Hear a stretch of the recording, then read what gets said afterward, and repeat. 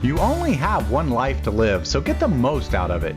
On Good Life, Great Life, join me, Brian Highfield, and my guests as we share success stories, habits, mindsets, and lessons learned by successful people.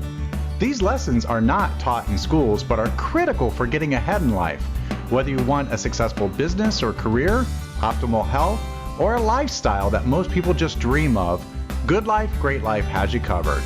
After retiring from a successful corporate career in my 40s, I founded multi-million-dollar businesses in the sports and healthcare arenas. Now, I help everyday people maximize their lives and speak regularly at seminars, on podcasts, and radio shows to share principles on the topics of health, wealth, and happiness. Don't let a good life get in the way of a great life. Join me today on Good Life, Great Life. Well, welcome to another episode of Good Life, Great Life. And so today we have a very special guest. We have Anna Moss. Welcome to the program, Anna. Thank you. Great to be here. Awesome. So Anna's got this pretty unique experience, and she's going to tell us a little bit about her experience of starting her own business and traveling the world. And so, Anna, what's your background, and why did you want to start your own business in the first place? So my background is in linguistics. I did my bachelor's in linguistics, and after that, I knew I wanted to teach. So I got a certification on teaching English as a foreign language.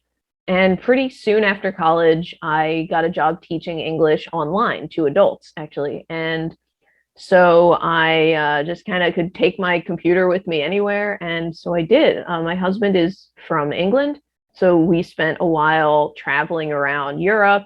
I was teaching, and after a couple of years of that, I applied as a joke for a job in Thailand, and then I got it. So I said, well, okay, I guess we're moving to Thailand. And there it was a little different.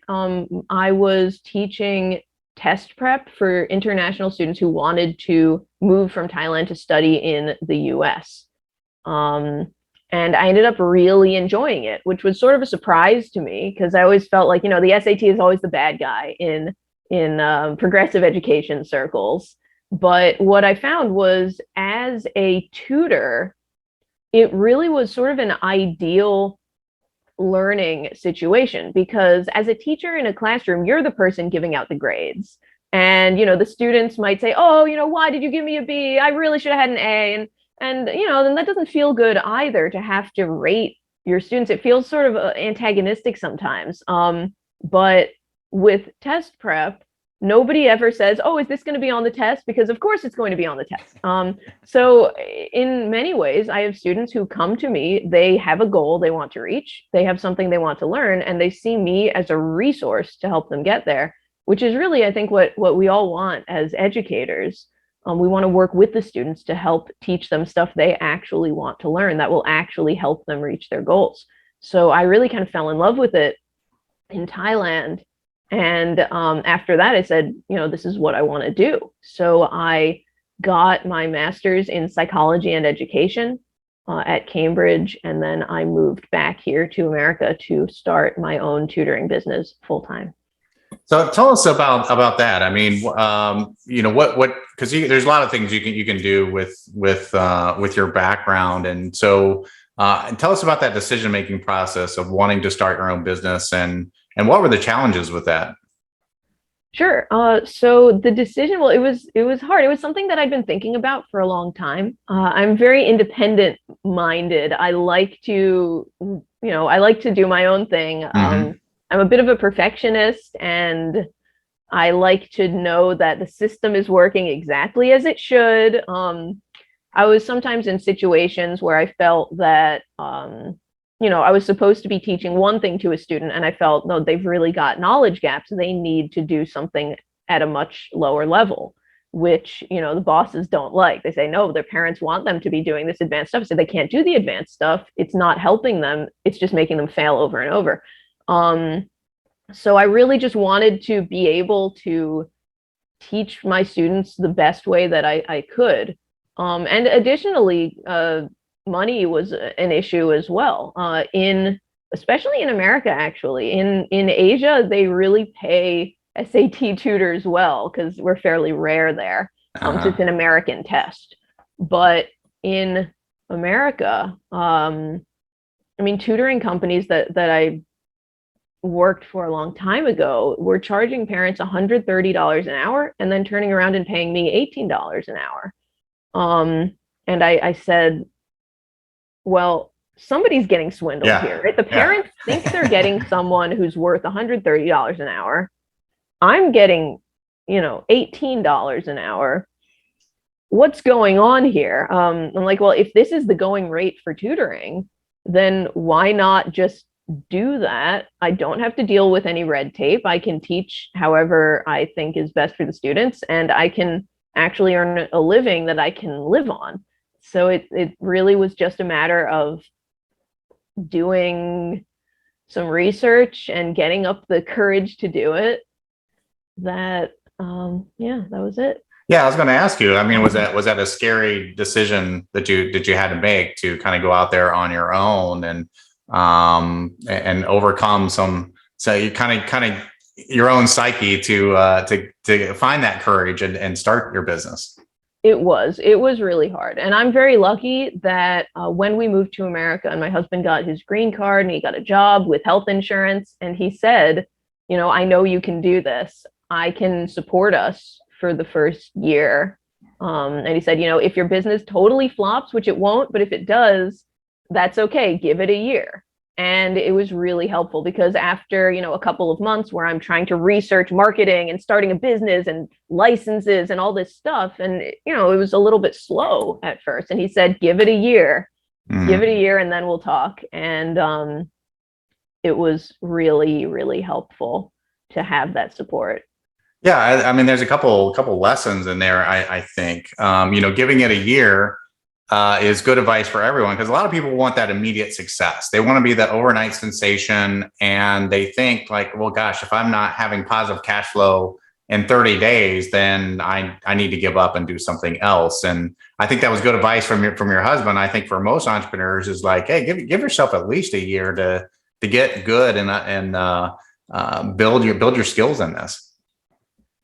Yeah. Yeah. For me, it was definitely like the tutoring, I can do a sleep, but just the business stuff was something I never really considered entrepreneurship. I never thought I would have my own business. I sort of thought I would go into research really, or, be a professor. But so the whole business side was just a real learning curve, but I feel like I'm finally starting to get into it now after 2.5 years or so, starting to understand what marketing things work, what don't,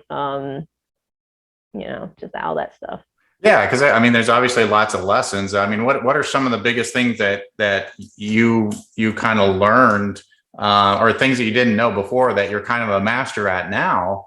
Because again, people don't give themselves the time or the consistency that you have over 2.5 years to get to a point where you now have that successful business. So some things I've learned. Well, from the beginning, I went into it saying I'm not willing to put a lot of money into this. Yeah. Because I just felt like I'm just a very frugal person. And ultimately, I mean, I did put money into it in that I got myself a master's degree in psychology and education. And so that was sort of the upfront money. And after that, I said, boy, we are broke. So I started off with no expenses. Basically, at the time before COVID, I was going to students' houses and doing tutoring there. So I got secondhand equipment, only what I needed. I did buy books for students. That was pretty much my only expense. I didn't buy an office. I just went to students' houses. Now I do primarily online tutoring, which has been going really, really well. So I'll probably continue. But again, keeping costs low, I think really helped at first, because now that I've got a pretty regular cash flow, now I'm paying a lot for advertising. Well, not a lot by business standards, but I know what works and I can put money into it. But starting off, I really felt like I don't want to be in the hole for this. So I had basically no expenses other than business insurance and like licenses. So when I made $1,000 a month, $2,000 a month, that was fine. That was all coming in. So I'd say don't feel pressure necessarily to scale up too fast. And in fact, that's something that I was kind of surprised by, that you don't need to be a huge multi-million, multinational company to make a living doing what you love. You can just, I mean, I don't plan to really hire too many people. I have an intern. I might hire a teaching assistant, but it's not my goal to be the next Huntington Learning Center. It's not my goal to have franchises all over the country. My goal is just to make a living doing what I love. And it turns out that's actually not as hard as it seems. And I guess in turn, I mean, that gives you, you're doing what you love, which is a great benefit. You control your schedule and your flexibility and what you want to do with this. And I see that as a great benefit and what a lot of people are looking for right now in their lives. Yeah, absolutely. Absolutely. Being able to work from home. Well, everybody's working from home now. Yeah. But yeah, that's something I'm definitely looking forward to continuing, being able to travel, all that stuff. Now, was it a lot of hours in the beginning? I mean, were you working, just around the clock to get it up and running, or did you kind of have a flexible schedule when you guys started as well, and then did it taper off? So it's more hours now, actually. Okay. Because at the beginning, I did set myself a requirement. I said, I'm going to work on the business 40 hours a week, no matter what. So at first, when I hadn't gotten that many students yet, because I'd only just moved back to the United States, I'd been away for years. So nobody really knew me. I might only be teaching for 3-4 hours a week. If somebody canceled, less than that. But I said, I'm going to just dedicate 40 hours a week to this business. So I would read books. I did some online classes on starting a business, entrepreneurship, marketing, all that stuff. But now, I mean, last summer is definitely test prep season because they're not in school. So I was working 14 hours a day, just teaching sometimes. So I'm really getting to the point now where I'm starting to have to think about work-life balance, and like that's kind of the difficulty as well. Like, oh no, how do you I don't know what this summer is going to be. It's going to be hard. I mean, you just threw out a couple of other great lessons, I think, for entrepreneurs. I mean, you said you're going to work 40 hours no matter what, and a lot of people. So you're kind of dedicating yourself. You're kind of time boxing and saying, I'm gonna devote 40 hours a week to developing this business no matter what, which I think is important for people, especially starting a new business.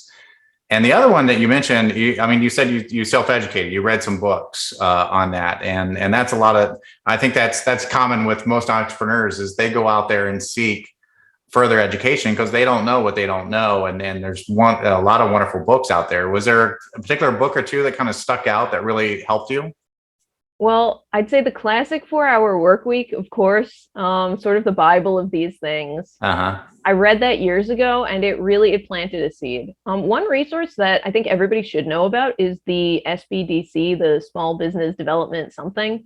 I know every state, every state has one, and it was just so helpful. I had no idea that those resources were out there until I talked to a friend who's a marketing professor, and she said, "Oh, have you reached out to them?" I said, "Who?" But I got a totally free business advisor, and she helped me put together a business plan. She helped me decide on pricing, and she really just helped me get from, hey, maybe I should start a business, to, okay, here are my steps. And it was completely free. And there were also classes that I took through the SBDC. The University of Delaware also, I know all the state universities will probably have some classes you can do for free. I went to a cybersecurity for small business conference. I think I was the only person who wasn't presenting, but there was food, and I learned some stuff. That's great. So yeah, a lot of good free resources out there for people that you didn't even realize. And I know there's lots of organizations out there, and again, a lot of them are no cost. Or very minimal cost to belong to those. And of course, a lot of those books are available fairly inexpensively online. You can have it at Amazon overnight. Yeah, I got mine from the library. Yeah, Love the I library. was going to say, go to the library, and because all the classics are there, and they're classics for a reason. They're some of them, like one of my favorites, Think and Grow Rich. I mean, when I first read that, I didn't know the background of the author, and I didn't realize that it was written almost 100 years ago, and everything he was saying back then is completely still true today in that book, and so that's why that one's always a classic as well. I haven't read it. I'll have to take Oh a yeah, look. put that one on your list for sure. That's it's one of my favorite ones out there. It's about your mindset, you know, and you've brought up a lot of good examples of the mindset you had. I mean, I love your motivation that, hey, wait a minute, you're collecting $130 an hour and for my time, and I'm only getting $18 of that, and that's great motivation to say, well, what if I go out on my own? I can get a bigger piece of that pie, and then get all the things that you talked about having the work flexibility and doing what you love. And so that's what's so inspiring to me. I'm glad that inspired you to do what you're doing today. How can our audience get in touch with you or learn more about you, or maybe they're looking for tutoring services and need your help? How can they reach out to you? Sure.